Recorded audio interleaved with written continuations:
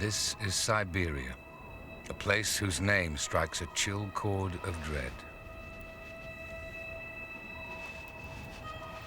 To us in the West, the Russian tundra has always had a forbidding, icy face.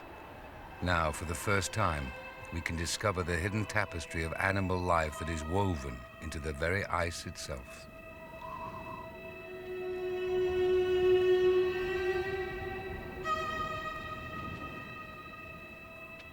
Siberia's natural treasures are not only locked behind the tundra ice. To the south, the frozen plains merge into the greatest forest on Earth, the taiga.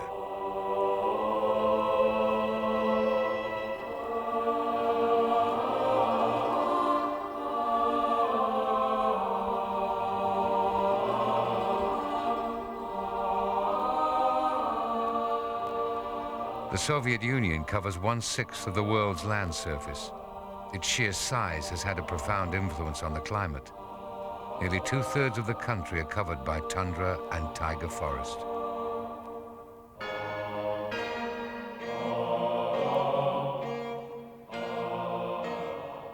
It was the sale of furs from forest animals which fueled the growth of the Russian Empire in the 12th century. Today, the inefficient, centralized economy of the Soviet state cannot even feed its growing cities.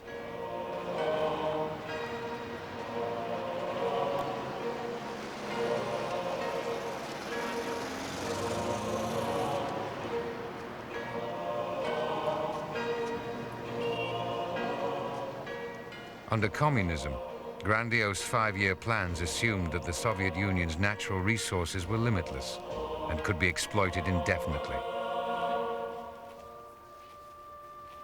It is now acknowledged that despite its size, the Russian wilderness can be destroyed. Many of today's city dwellers are themselves the descendants of rural peasants and still draw strength from the forests which begin as soon as the suburbs end.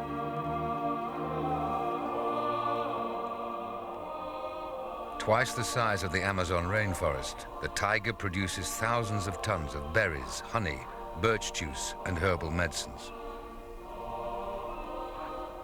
But the taiga is so vast that there are still dark, trackless places where animals have the forest to themselves.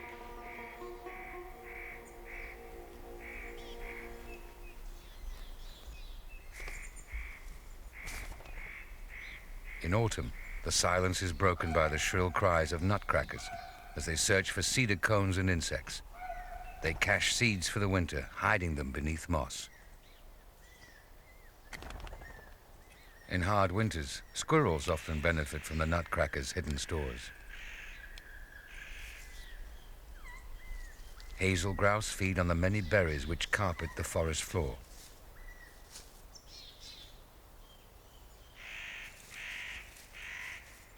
One of the commonest game birds found in Russian forests, over 6 million hazel grouse are hunted every autumn for sport.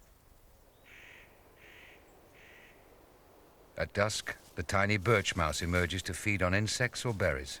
It has to prepare for the longest hibernation period of any mammal, up to 8 months. Bank voles stoke up on fungi. Winter comes quickly to the taiga.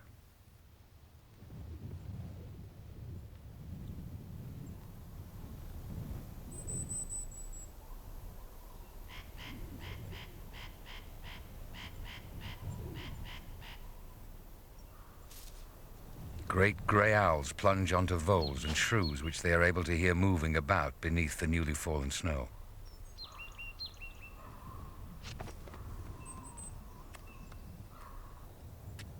The great spotted woodpecker wedges cones in the trunk of a tree to gain a better purchase while extracting the seeds.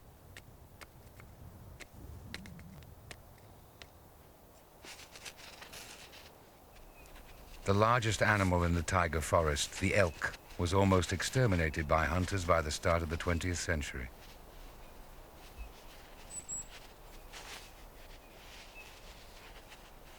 Despite their long legs, elk find it hard to move through very deep snow and often become stranded in drifts.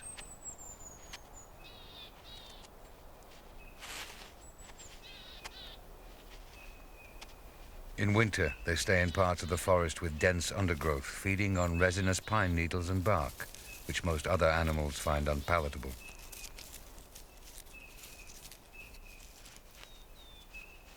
When moving through the forest, elk try to stay off well-worn tracks to avoid attacks by wolves.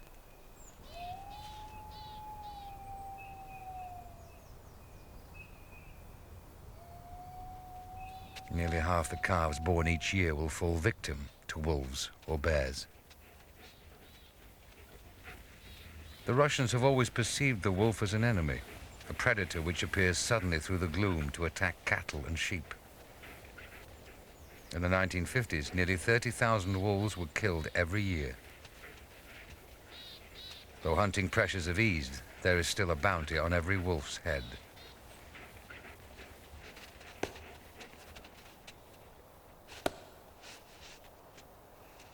As November draws to a close, a low, watery sun sinks beneath the trees of the taiga by early afternoon.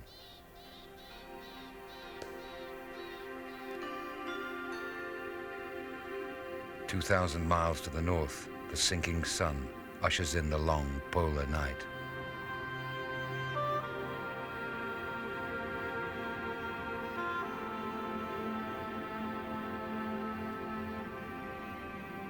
As the last ray of light is finally extinguished, a 3-month period of darkness begins.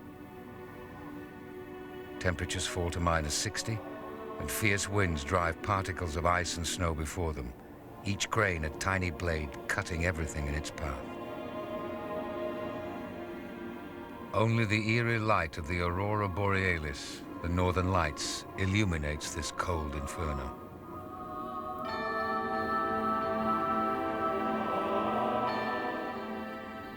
It is only by February that the sun rises above the horizon for the first time.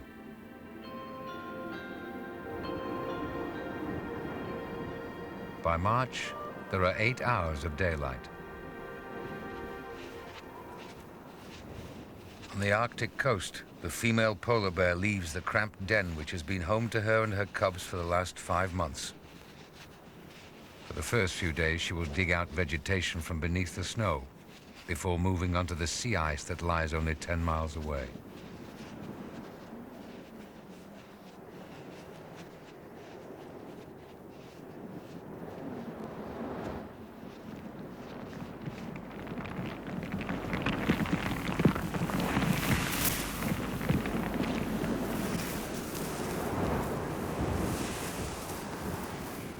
She stops to let the cubs rest and cradles them with her huge paws as they suckle the fat, rich milk.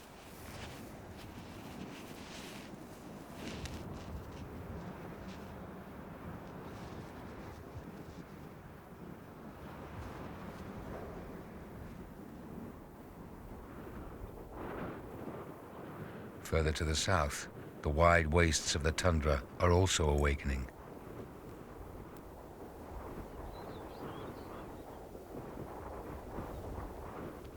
Male snow buntings arrive early before the snow has melted to seek out the best breeding territories.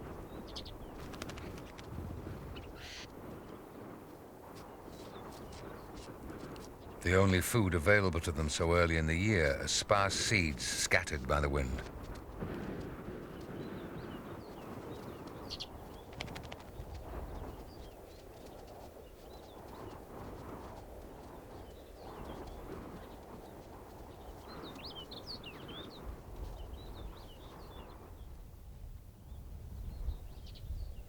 Stretching vistas of snow reveal the footprints of larger animals on the tundra. Arctic foxes have spent a solitary winter, but now they begin to pair, and everywhere there are 2 sets of tracks in the snow instead of 1.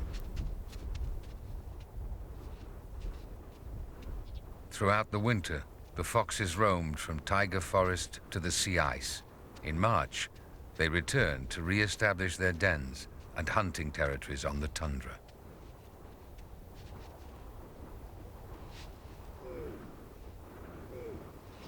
Snowy owls are one of the few birds to remain here throughout the winter.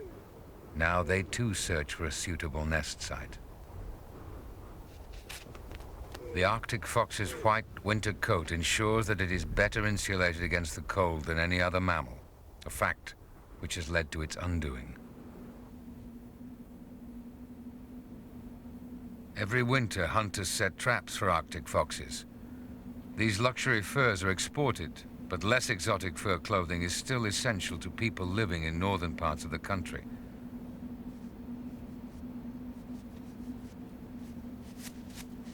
An official quota is set for each trapper, but a black market flourishes in illegally trapped pelts. The fur trade has always played a significant role in Russia's history. During the reign of Ivan the Terrible, the sale of furs to foreign merchants was the largest source of income in the imperial treasury.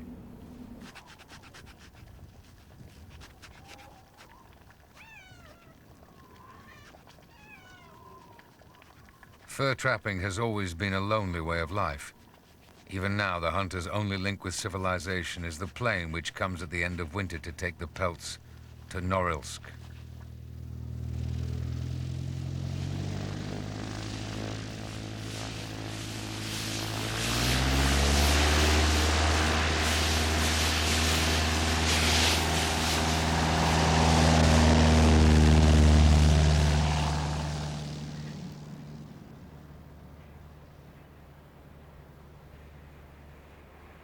Now the largest town in the world north of the Arctic Circle, Norilsk was founded in the 1930s, using political prisoners to extract nickel, cobalt, copper, and coal.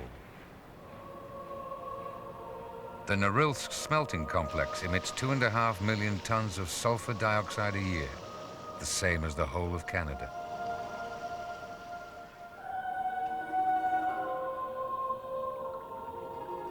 A vast swathe of taiga, stretching over 2,000 square miles around Norilsk, has been damaged by the pollution.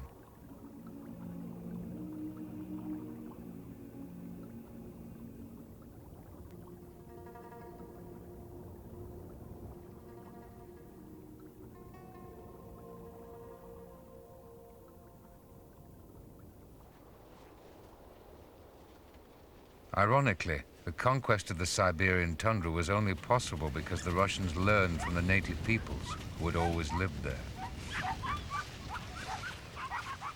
It was the vast populations of wild reindeer which allowed man to settle in the tundra many thousands of years ago. Even now, the Soviet Union has the largest population of wild and domestic reindeer in the world, over 4 million animals. The Nentsi people still use traditional lassos to select reindeer from their domestic herds.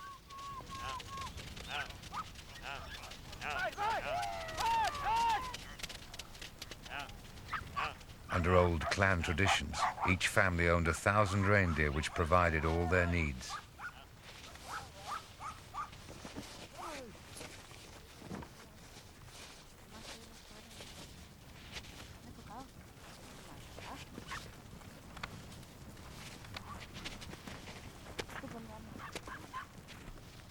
Since the 1930s, the Nentsi have been forced to settle in government-controlled collective farms and are restricted to much smaller pastures for their herds.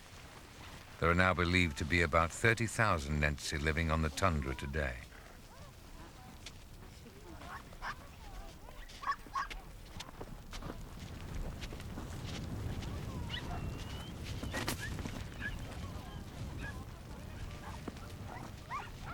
They used to cover vast distances with their herds, following the reindeer's natural migration pattern for over 1,000 miles. Now they range over a much smaller area.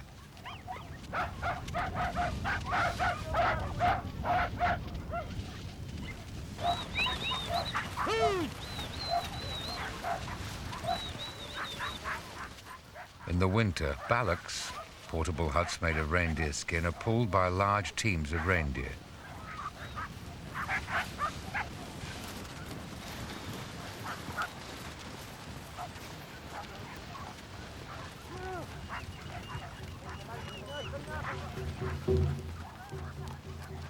The Nentsi believed the tundra was peopled by spirits of lakes, streams, and mountains.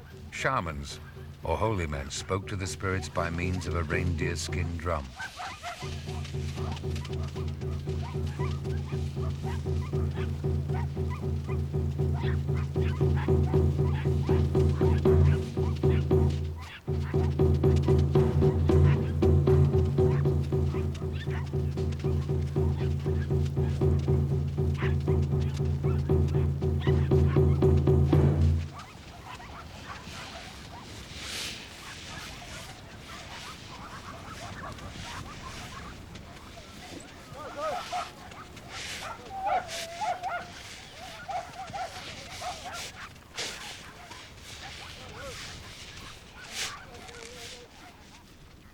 Reindeer still provide the raw materials for daily life. Long reindeer skin boots made from the thick fur from the reindeer's legs, the soles made from the curly fur on the forehead, which gives a hard-wearing, non-slip surface. The outer garment is a loose, ankle-length reindeer skin coat, lined with fur.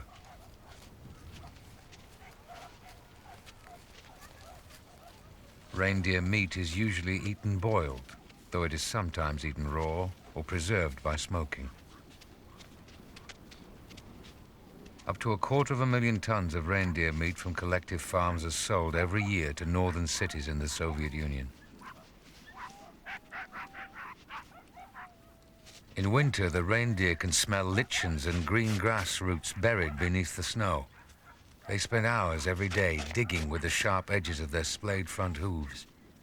A special enzyme, lichenase, allows the reindeer to digest the lichen. The reindeer's ability to subsist on plants which few other animals eat enables it and the Nentsi to live here.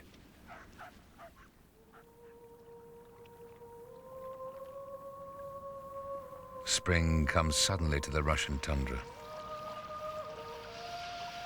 Overnight, the ice breaks on rivers. This is the Atapiel, or thaw, so striking in its suddenness that it has become linked in the Russian mind with the freeing of the spirit.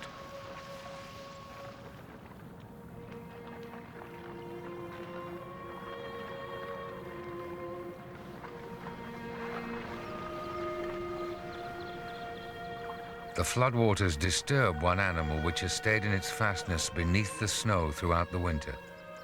The Siberian lemming may already have given birth to 2 families beneath the insulating snow by the time the thaw arrives.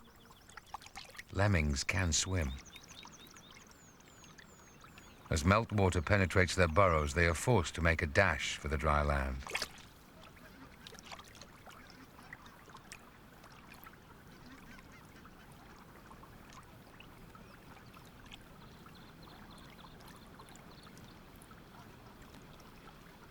As the marshes and lakes begin to thaw, a vast larder of food which has been locked beneath the ice becomes available.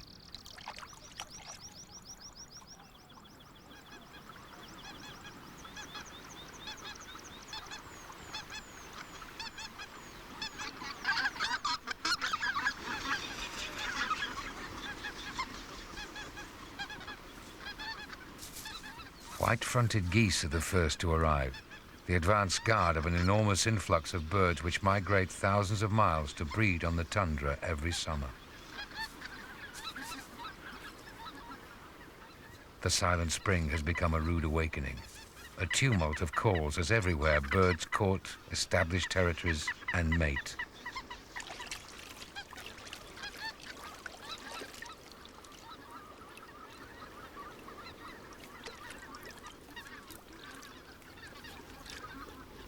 White-fronted geese paddle to expose the fleshy roots of sedges and cotton grass.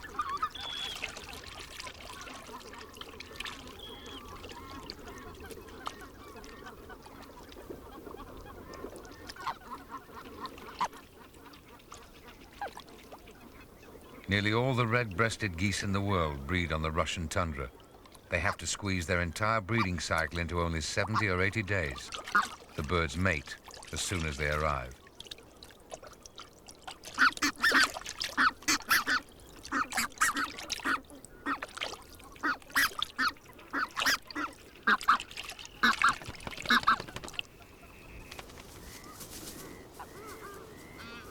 As soon as open leads of water appear, king eiders arrive. If a sudden freeze occurs, the birds will starve.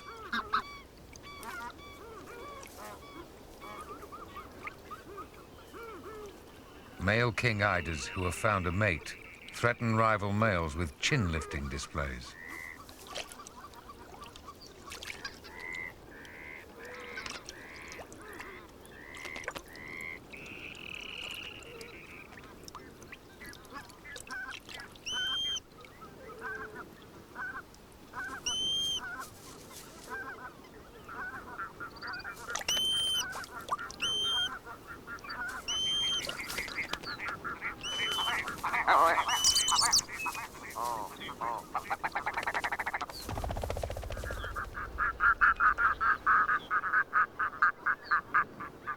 red-throated divers arrive to claim small pools for nesting.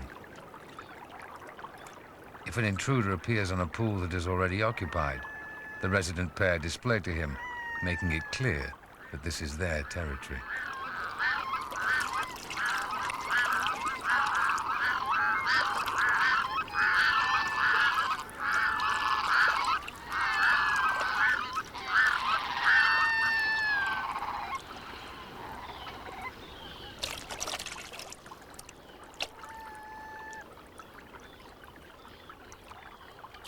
If there is one thing which unites all these birds in a common cause, it is the presence of Arctic foxes.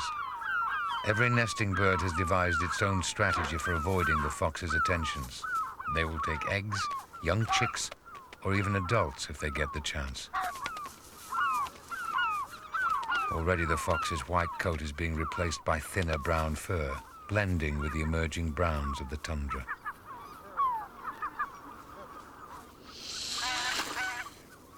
The large, white-fronted geese are certainly able to defend their eggs with aggressive displays.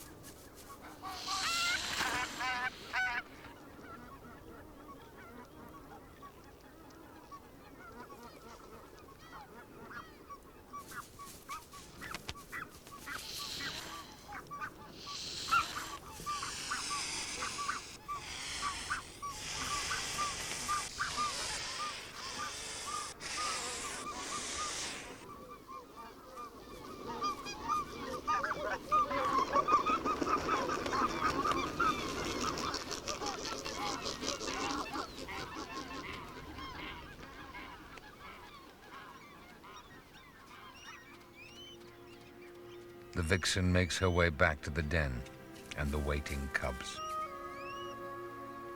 On the flat expanse of the tundra, suitable den sites on small mounds are very rare. This often means that a particular den has been used for centuries by many generations of foxes. Born underground in early June, this is the first time the 3-week-old cubs have ventured far from the den entrance.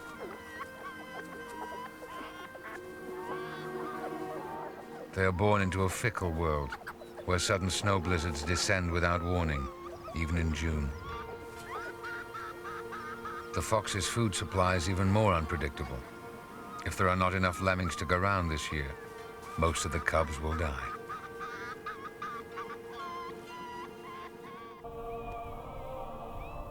In summer, the Russian tundra shifts into a strange time of perpetual daylight, the midnight sun, which lasts until the end of July. Wild reindeer leave the protection of the dwarf forest zone, where they have spent the winter, and begin the long migration north to summer pastures.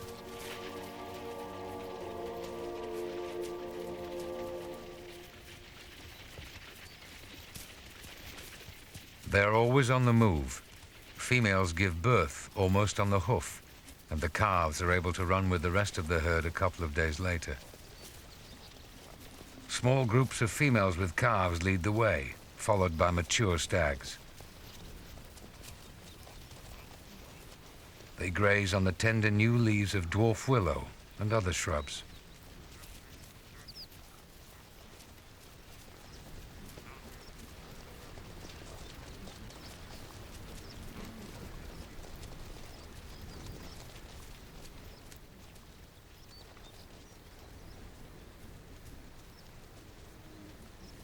As the reindeer move north, they enter the realm of the snowy owl.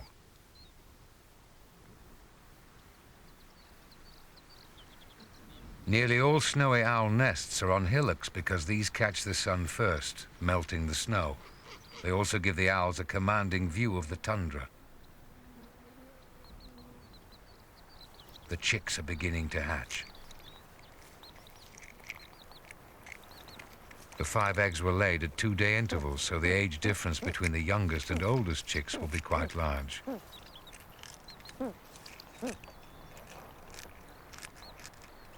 The female devours the eggshell, which is rich in calcium, and would otherwise draw attention to the nest.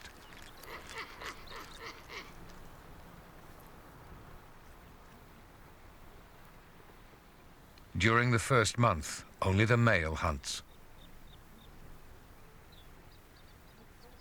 He catches most lemmings during the night, when a soft spectral light washes the landscape. This is also when the lemmings leave the protection of their burrows to feed.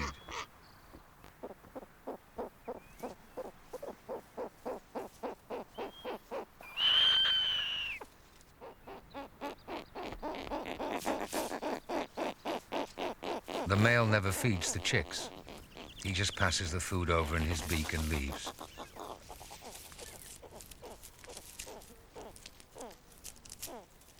At first, the chicks are cloaked in thick white down, their eyes only opening on the 5th day.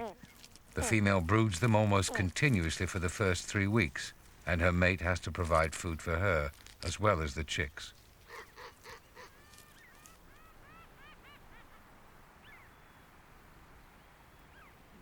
Snowy owls feed almost entirely on lemmings. If they are abundant, the owls may raise a clutch of up to 10 chicks. If there are few lemmings, they may not breed at all.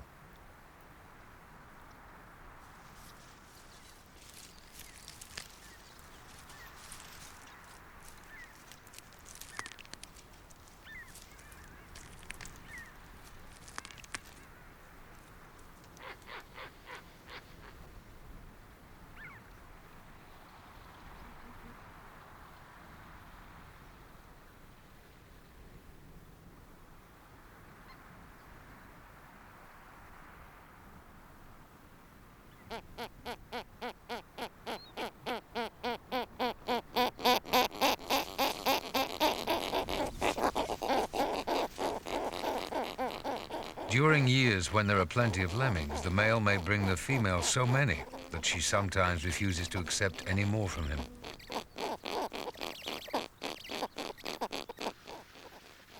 As patches of bare grass appear, lemmings run about searching for suitable nest sites. As the snow thaws, the lemmings become increasingly vulnerable. The soil is still too hard to dig, yet the protection of the snow vanishes day by day.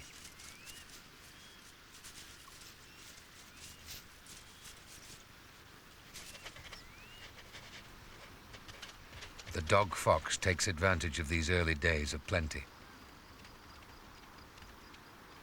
For the first 6 weeks or so, the cubs still suckle from their mother, but are gradually weaned onto the monotonous lemming diet.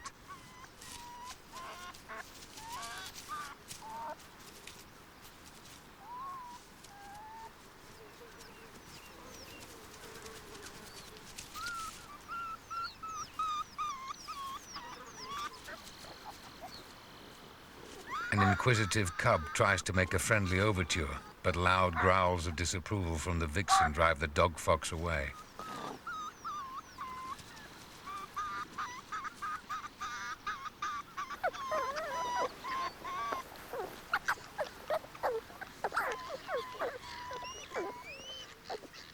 The vixen discourages the male from staying or having any contact with the cubs, worried that he will harm them. He lingers wistfully for quite some time, as though wishing to be part of the growing family, instead of merely a provider of lemmings.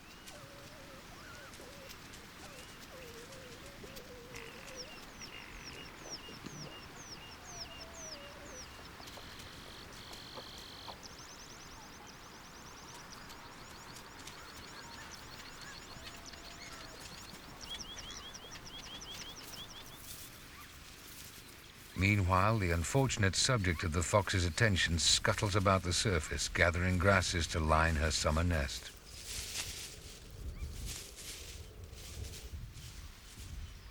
The winter weather determines whether there will be a flush of vegetation in the spring, and therefore enough food for the lemmings.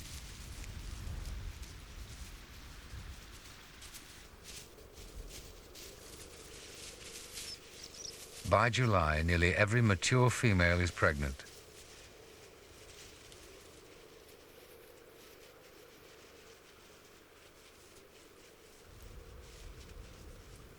There are more males than females born in every litter, probably because more males are killed by predators. Breeding females are safe underground.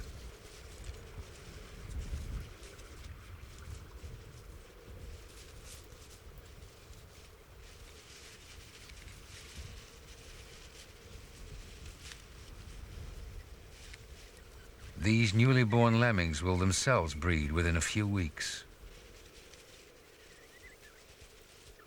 This is how the seeds of a mass population explosion are sown. The growing season is so short that the community of plants which carpets the tundra may have taken hundreds of years to evolve. In summer, the upper layer of soil is permanently waterlogged, as meltwater cannot drain through the solid layer of frozen ground or permafrost underneath.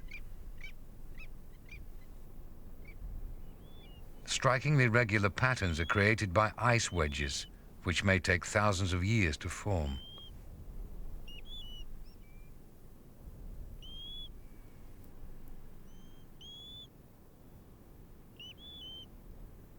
The warm weather not only encourages plant growth, it also fuels the multiplication of hordes of mosquitoes, gnats, and biting flies. In a desperate attempt to flee the plague of blood-sucking insects, the wild reindeer are driven north towards the cool breezes on higher ground.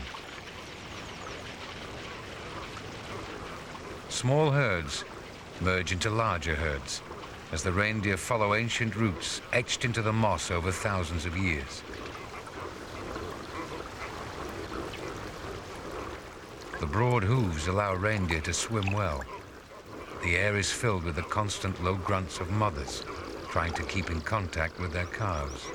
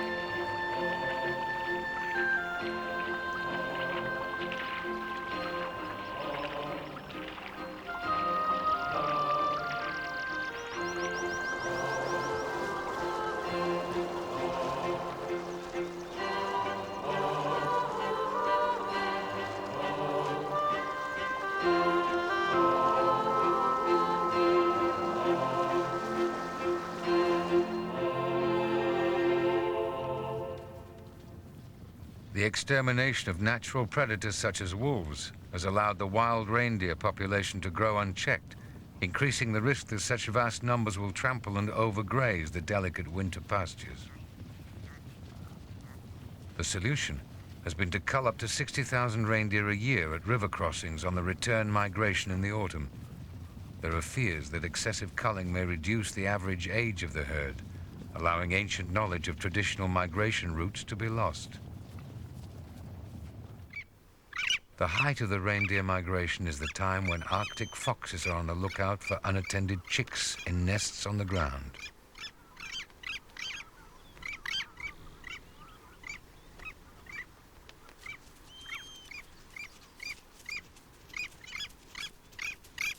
Long-tailed skuas know that attack is the best defense against the fox.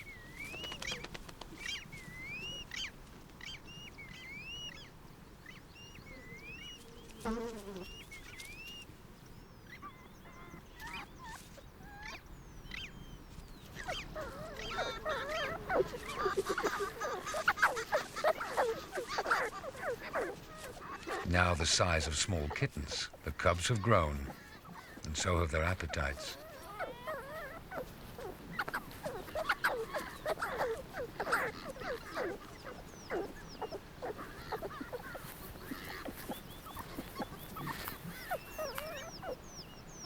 Each cub has a lemming to itself, which it carries off in triumph.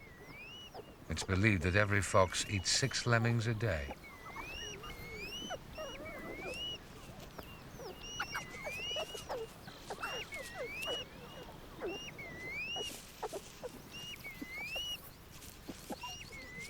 Now the cubs are older, the vixen allows the dog fox to approach them. But he has little time for frivolous games and is soon cuffing his boisterous offspring around the ear. Before the male leaves on another lemming mission, the female greets him, lying down submissively. The dog fox cannot find lemmings quite so easily now that they have had time to dig a network of escape tunnels in the thawed ground. He is still on the lookout for unwary nesting birds.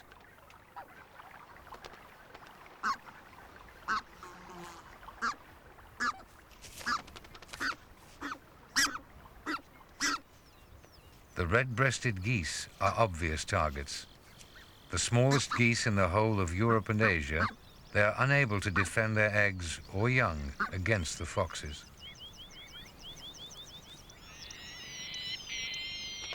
Peregrine falcons are also capable of taking red-breasted goose chicks.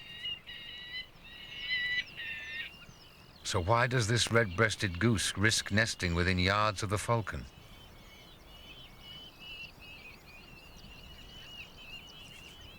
Both peregrines and snowy owls maintain a fox-free cordon around their own nests during the breeding season. Any other birds nesting within this area also gain protection from attack by foxes.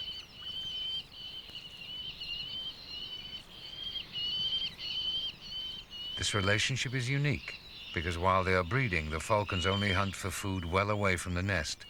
They do not attack any bird that might be nesting close by, even if it is potential prey.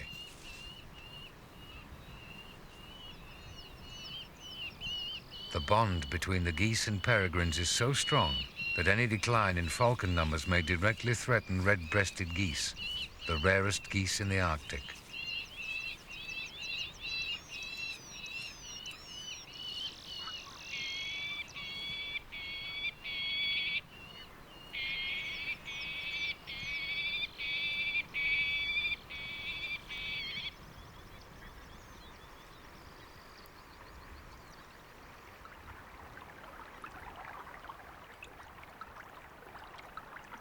As an Arctic fox swims silently ashore, it is unaware that it is being watched.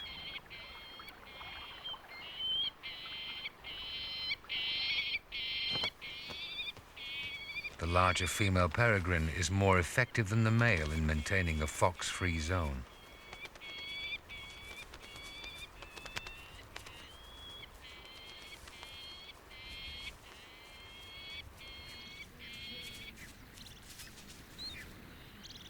The unfortunate fox stops to slake his thirst in the snow, unaware that he has now strayed into the breeding territory of a male snowy owl.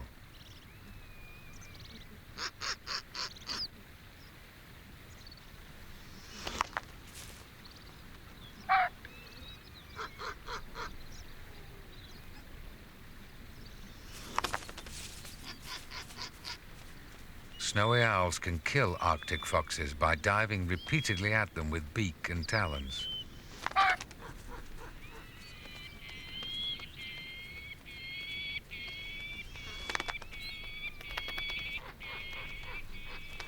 This time the fox gets away with only a few bruises.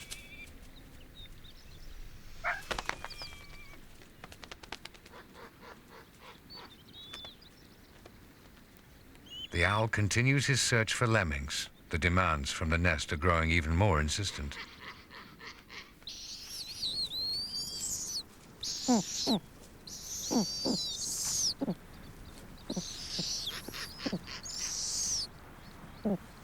The female and her eldest chick engage in a tug-of-war of greed.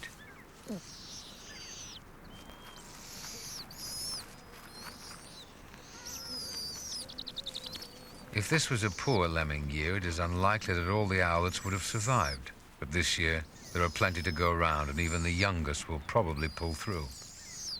Now the chicks are able to defend themselves, the female leaves the nest to hunt.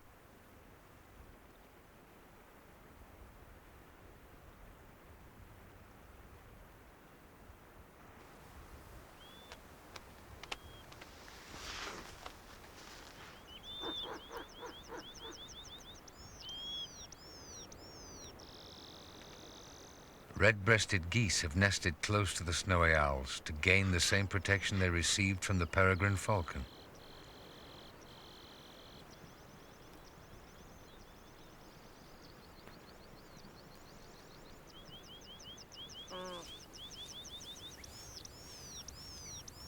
Now the pair begin to lead their little family of goslings down to the water.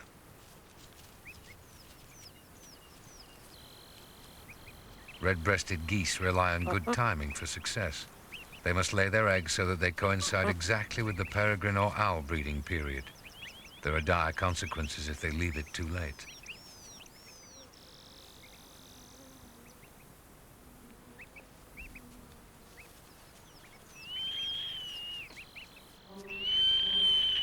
As soon as the female owl is hunting again, the geese and goslings lose their protected status and become prey. They must get their family down onto the safety of the water and make their escape before she becomes a threat. Even adult geese are fair game for the larger female owl.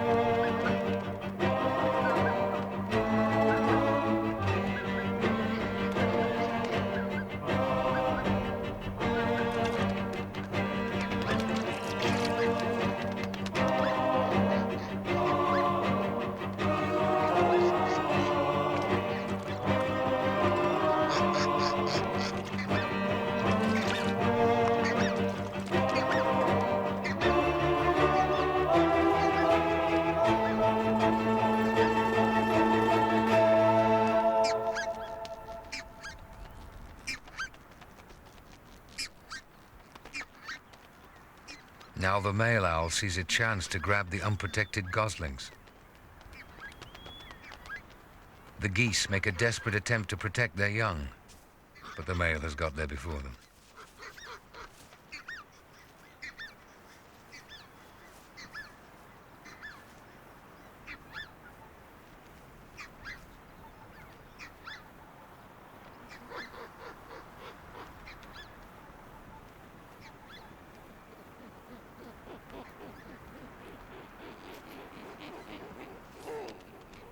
It is unusual for the geese to be caught out in this way. Most of them manage to shuttle their goslings onto the water and glide away to safety.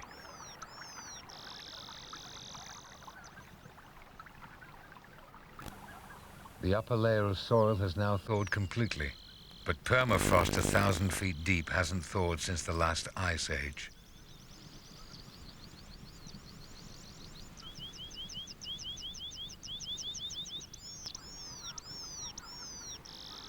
Foxes choose high, well-drained mounds as den sites, because this allows them a sufficient depth of unfrozen soil to dig out their burrows. Many are abandoned unfinished, because the foxes reach the permafrost layer too soon. Each new tenant cleans out the burrows and enlarges them into ever more luxurious abodes, with extra entrances and a network of tunnels stretching for up to 90 square feet.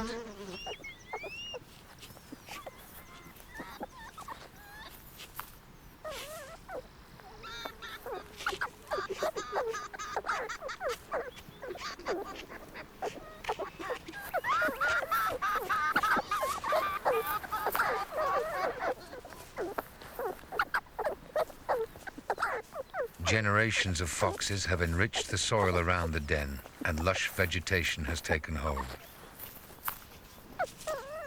After a long shift at the earth face, the female retires, but the cubs refuse to leave her alone.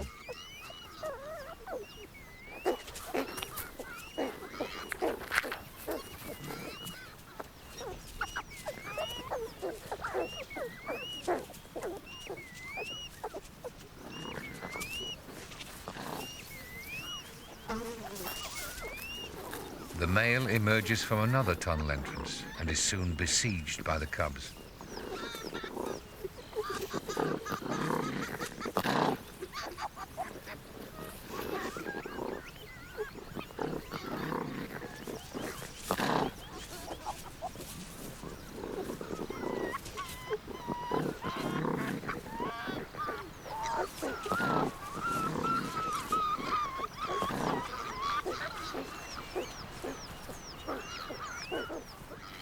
The parents stay on until the cubs are able to hunt for themselves. By the time they are 5 months old, they leave the den forever and are on their own. The snowy owls have left the nest and are beginning to exercise their wings. Already there is a chill in the air and a bite to the wind. The days are beginning to shorten.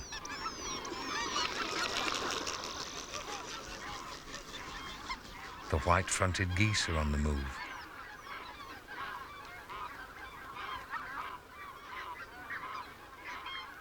Throughout September, wave after wave of white-fronted and red-breasted geese fly south to wintering grounds in Europe and on the Caspian Sea. As the first snowfalls of the year whiten the tundra, the reindeer also head south to the forest tundra zone, where there is more shelter and the snows remain soft.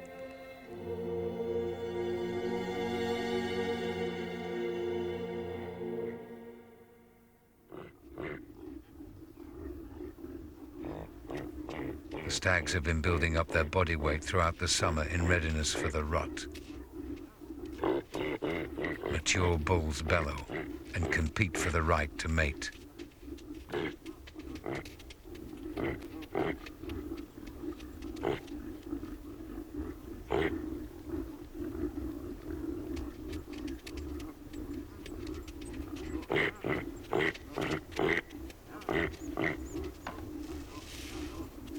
If ill-matched, two bulls are unlikely to waste time and energy fighting.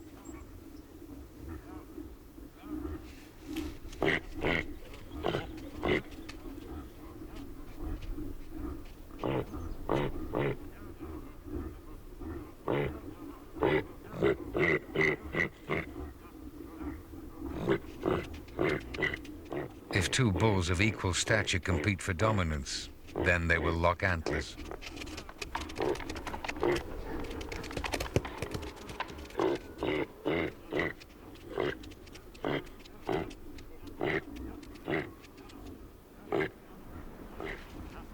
The domestic reindeer are also returning to the shelter of the dwarf forest. Soon the Nentzi and their herds, and the wild reindeer and geese, will abandon the tundra to winter, leaving it to those wild things which know it best, the lemmings, Arctic foxes, and snowy owls.